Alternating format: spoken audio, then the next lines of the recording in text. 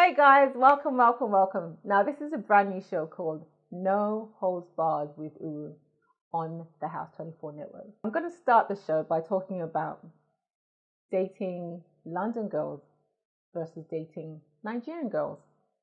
Now, I think I kind of cut across both.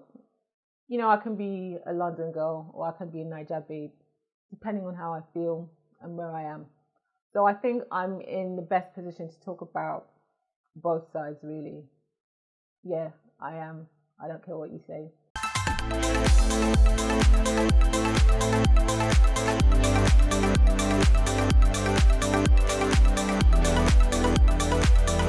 Speaking for myself, you know, as a London girl, I would say we're very independent. We don't wait for anyone to do anything for us.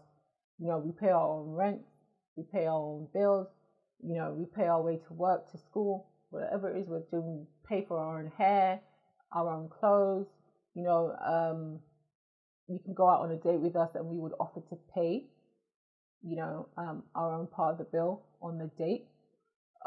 If we're in a relationship or if we're living together, we half the bill, half the rent. So it's more of a 50-50, you know, partnership with a London girl.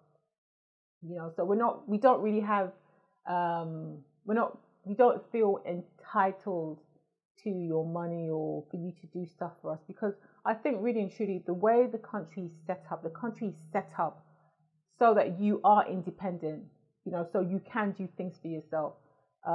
It's like maybe if you're going somewhere on the train, you can see the train network, your journey, it's all laid out for you so that you can, you know, make your way to your destination as independently as possible, so you won't have to ask anyone. That's essentially the way this country is wired for most people. You know, everything is set up so you can sort yourself out. If you don't have work, you know, there's welfare, there's social housing, you know, there's stuff that you don't necessarily have to depend on someone else to look after you. And that's essentially the London girl, you know. She is wired in a way where she looks after herself, doesn't have to wait for anyone to do that. And I think that, look, I beg, you guys don't roast me for saying this. I think that probably maybe the love over here is more genuine. So if a London girl loves you, she loves you for you. She doesn't love you for your money or what you can do for her, what you can give her in a relationship. It's more about genuine, pure love. The process of getting in a relationship with a London girl, we like to be wooed, like we like conversations, like we like long talks over the phone. There's a lot of texting going on back and forth. So we love to be wined and dined, you know, mushy stuff, chocolates, roses, you know that chivalry that comes in at the beginning of relationships, all of that stuff. Now, let me talk about dating in Nigeria. Okay, with dating a Niger girl, I think that it's completely different. I think the expectations are quite high. I don't think it's much of a partnership. You know, I think there's more of an entitlement mentality with dating a Niger girl. It could also depend on what country you guys are in. You know, let's, for the sake of this topic, you're dating a Niger girl in Niger, right? There's a level of entitlement that comes with that relationship. She almost expects you to, you know, contribute to her rent if you invite her out on a date, or if she comes to see you, she wants you to sort her Uber. You know, some of them want you to, you know, pay for their weaves or their wigs, take care of, help family, school fees, help their mum, sort out dad, somehow part with money in certain, you know, in different ways. And